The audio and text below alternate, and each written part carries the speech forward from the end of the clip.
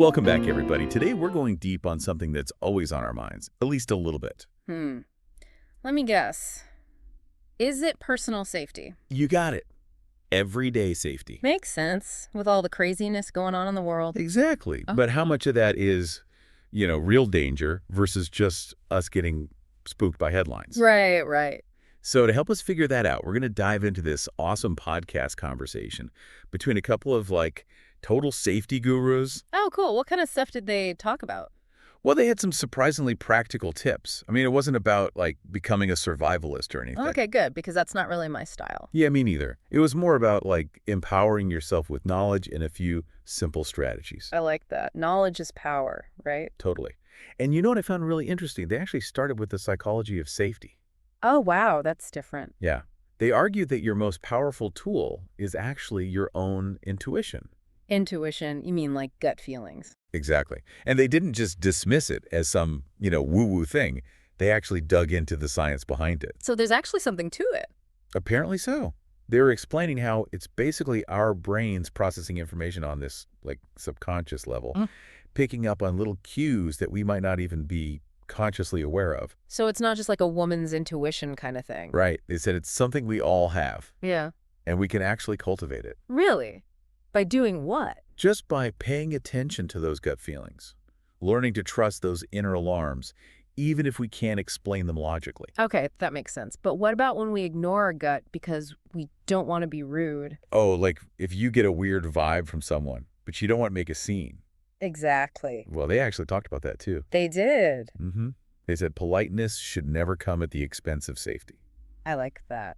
Yeah, if a situation feels off, it's totally okay to set boundaries, even if it means, excusing yourself or being a little assertive. So it's about respecting those inner red flags, Yeah. even if you don't really know why they're going off. Exactly. And they said it's about shifting our mindset. Instead of asking, what if I'm wrong? Ask yourself, what if I'm right? That's a good point, because in a situation where, your safety is potentially at stake, it's better to be safe than sorry. Totally. So that's our foundation, trusting our gut. But what else did they suggest? Well, they talked a lot about situational awareness, which, kind of ties into intuition but takes it a step further. Okay, so how do you actually do that without feeling like you're on edge all the time? That's a good question. They described it as a mindfulness practice almost. Oh, interesting. It's not about being hypervigilant. It's just about, being present, noticing the details of your surroundings, and picking up on any changes that might signal a problem. So, noticing if someone's following you or if a car has been circling the block? Yeah, exactly. Or even simpler things, like choosing well-lit paths if you're walking at night, being aware of who's around you on the bus. Okay, that makes sense. But they said something else that I thought was surprising. Oh. What's that? Making eye contact with people. Like as you pass them on the street? Yeah. I always thought that was, a bad idea, you're making yourself a target. Right. But they said it actually does the opposite. Making brief eye contact doesn't make you a target. It actually establishes your presence. Oh, so you're acknowledging them. You're showing that you see them. Exactly. Yeah. And that could be a deterrent because a potential attacker is looking for someone who's, oblivious. Someone who's not paying attention. An easy target. Right. And this kind of leads into their next point, which I thought was really interesting.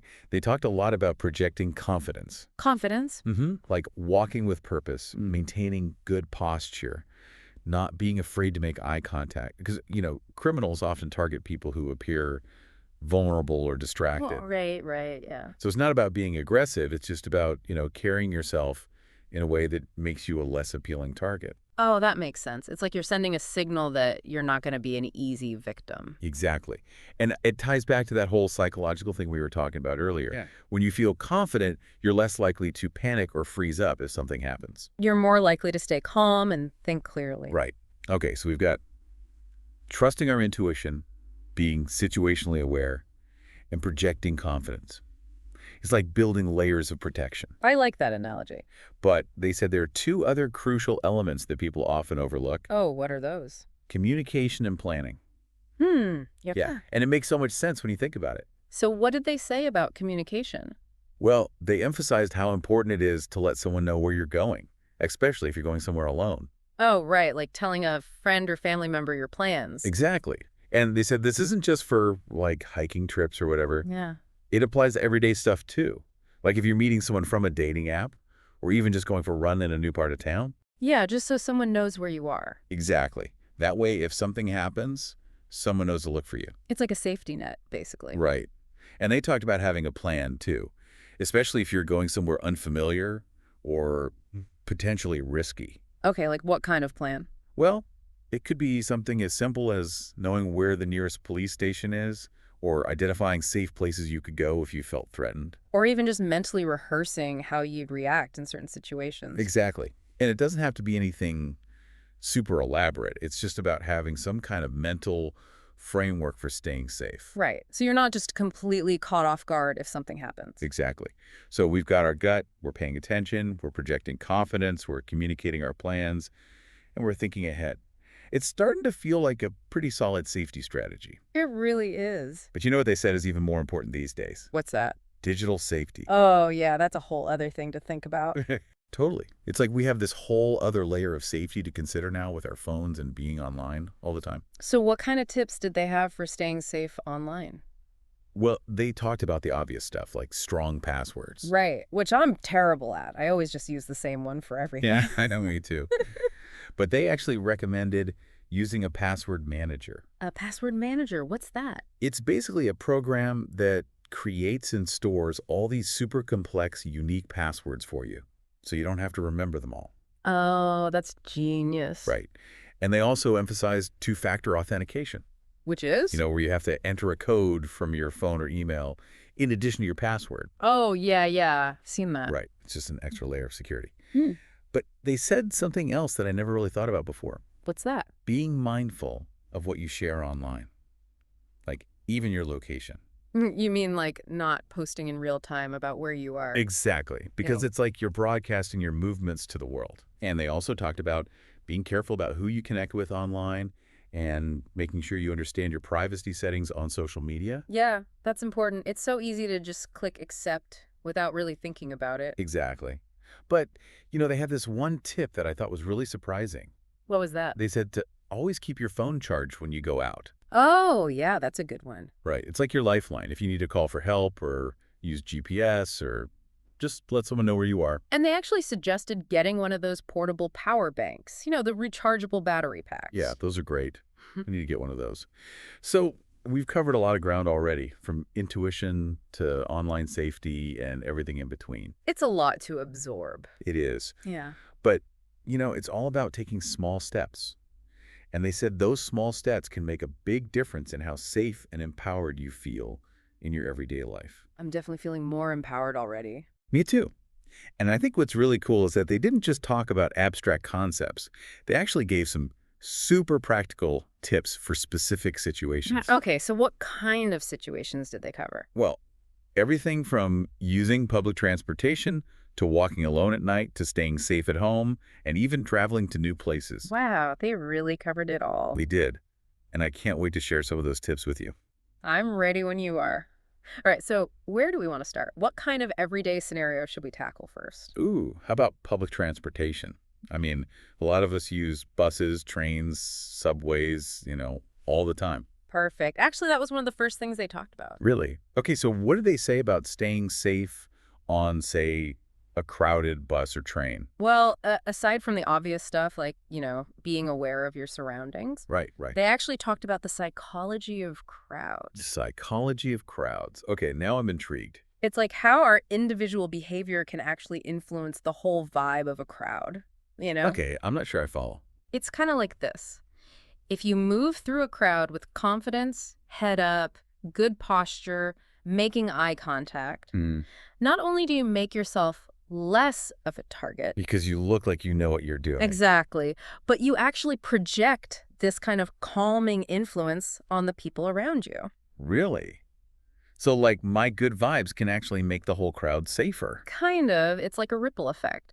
On the flip side, if you're like super distracted, looking down at your phone, shuffling along nervously, Oh, I do that all the time. well, you might unintentionally be contributing to this sense of unease, That's kind of freaky. Right. It's like we all have this responsibility to kind of project an aura of like, I got this, even if we're feeling a little bit nervous inside. Okay, that makes sense. So good vibes, check. Yeah. What else for public transit? Let's see. Oh, they said try to sit near the driver if you can, or in well-lit areas, preferably with other people around. Right, don't isolate yourself. Exactly. And even if you're reading or listening to music, try to stay aware of what's happening around you. So maybe take out one earbud. Exactly. Just so you can kind of tune in if something feels off. Got it.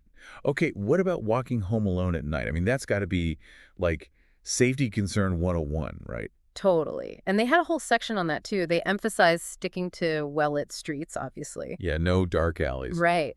And, like we were talking about before, walking with purpose. Head up, shoulders back, you know the drill. And if it's late, definitely let someone know where you're going and when you expect to be home. Buddy system for the win, even if it's just virtual. Right. Okay, so we've tackled crowds and walking alone. What about staying safe at home? Ooh, yeah, good one. Because I think we often feel like our home is this like super safe haven, right? Totally. Yeah. But they made some good points about, not getting complacent. Like what? Well, they emphasized having a solid home security system, which doesn't have to be anything fancy, by the way. Okay, so like, what are we talking about? Even simple stuff, Right. like a strong door with a deadbolt and making sure your entryway is well lit. Right, because burglars are looking for easy targets. Exactly. And being mindful of who you let into your building, especially if you live in an apartment. Oh, yeah. Don't just buzz people in without checking who they are. And don't prop open those security doors. So easy to do, though. I know, right? But those little things can make a big difference. Oh, and this is basic, but they emphasized checking your smoke detectors regularly. Ugh, I'm so bad at that. They said it's one of the most common safety oversights. And of course, have a fire extinguisher and know how to use it. Noted. Anything else for home safety? Oh yeah. They had some tips for power outages too. Oh, right. Those can be scary. They said it's good to have like a flashlight and extra batteries handy and know where your circuit breaker is just in case you need to reset it. Solid advice. I'm making a note to do all of that. Good. Okay, moving on. They had a whole section on meeting new people, especially from like dating apps or online groups. Oh, yeah. That's a whole other ball game these days. Totally. And their biggest piece of advice, trust your gut. So if something feels off about a person or their messages, just don't engage. Exactly. And when you do meet someone in person for the first time, take precautions. Like what? Meet in a public place during the day. Let a friend know where you're going. Don't overshare personal information until you feel comfortable. Basic stuff. Basic but important. It's like creating those layers of safety until you're sure about the situation. Right. And they had some scary stuff about digital stalking, too, which is like a real thing. Oh, wow. Okay, so what can you do to protect yourself from that? Be really careful about what you post online, especially your location. Oh, yeah. No checking in at that cute cafe in real time. Exactly. And be aware of those privacy settings on your social media. Oh, so many settings. I know, but it's worth taking the time to figure them out. Oh, and this is a big one. They said if you think you're being harassed online, take advantage of those reporting and blocking tools. Right. Most platforms have those, don't they? Yeah. And there are even apps and websites that can help you monitor your online presence and alert you if your info is being shared without your consent. That's good to know. Okay, so we've covered being out and about, being at home, meeting new people. What about driving? Ah, yes. They had a lot to say about that too. And not just the obvious stuff like, following traffic laws. Okay, so what else should we be thinking about when we're behind the wheel? Well, first of all, car maintenance. Make sure your brakes, lights, tires, all that good stuff is in tip-top shape. Right, because a breakdown is the last thing you want. Especially at night or on a busy highway. Exactly. Actually, speaking of breakdowns, they recommended keeping an emergency kit in your car. An emergency kit, what kind of stuff? Like a blanket, water, flashlight, first aid kit, just in case you get stranded somewhere. That's actually really smart. I should do that. Yeah, it's a good idea. Okay, what else? Oh, for pedestrians. They said wear bright colors, especially at night, so drivers can see you.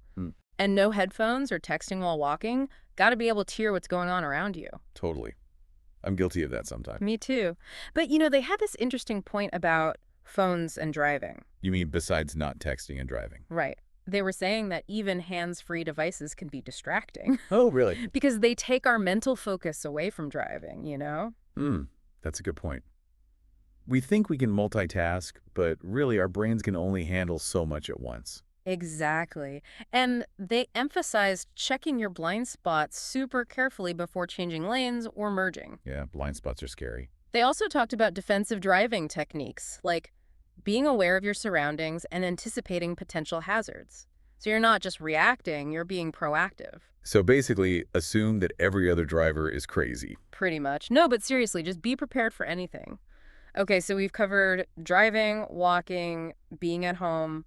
What about traveling? That's got to be a whole other set of safety challenges. Totally. I love to travel, but it definitely adds a layer of, like, what if to things. Right. Well, they had some really helpful tips for that too, starting with research, research, research. So, like, read up on the local customs and laws. Exactly. And familiarize yourself with the area. Like, where's the nearest police station? Are there any neighborhoods that are best to avoid? That kind of thing. Good point. So if something does happen, you're not totally lost. Right. And if you're going somewhere where they don't speak your language, they suggested learning a few basic phrases, just enough to ask for help or directions if you need it. I always try to do that, even if it's just like, hello, thank you. Where's the bathroom? Exactly. Okay, what else? Oh, yeah, they had some good tips for keeping your valuables safe. Ooh, that's important. They recommended using a money belt or a secure wallet, something that can be worn under your clothes, Right, pickpockets are a real thing. especially in crowded tour spots. And don't flash your cash or expensive jewelry. Just, try to blend in and not make yourself a target. Smart. No. What about important documents, like your passport? They said keep those in your hotel safe whenever possible and carry photocopies with you just in case. Good idea. I'm definitely going to start doing that. Okay. Okay, what else? Did they talk about water safety at all? They did. They emphasized never swimming alone, especially in unfamiliar waters. Right, because you never know about currents or hidden dangers. Exactly. And always wear a life jacket when boating or doing water sports, even if you're a strong swimmer. Always. And of course, if you're with kids, constant supervision around water is a must. Oh, yeah, for sure. They're like little lightning bolts, so quick. They also said it's a good idea to know basic CPR and first aid, especially if you're traveling to remote areas where help might not be readily available. Good point.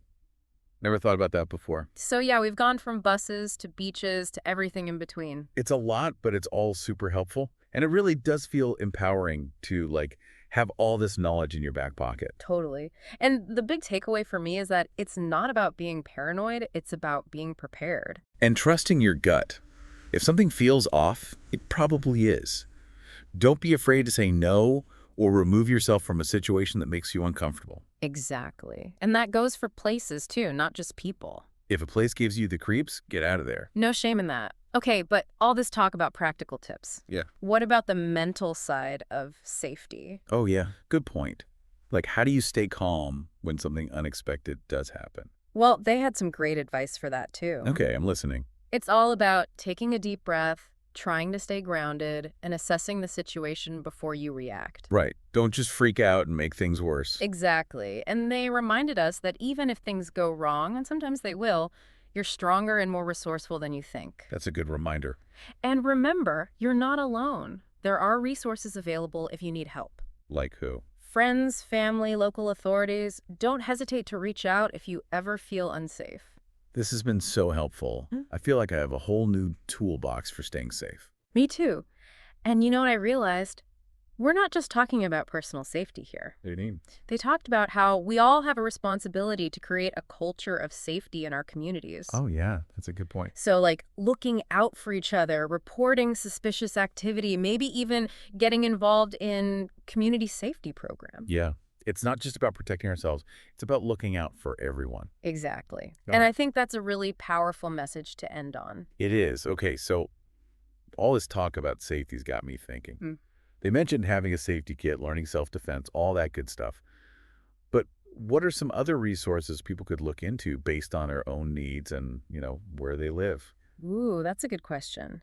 It might be something like self-defense classes, joining a neighborhood watch program, or even just talking to your loved ones about safety plans. Right, taking all this great info and making it your own. So much good stuff, right? It really is. Yeah. But it kind of makes you wonder, what about those situations that you just can't plan for? Oh, you mean when life throws you a curveball? Exactly.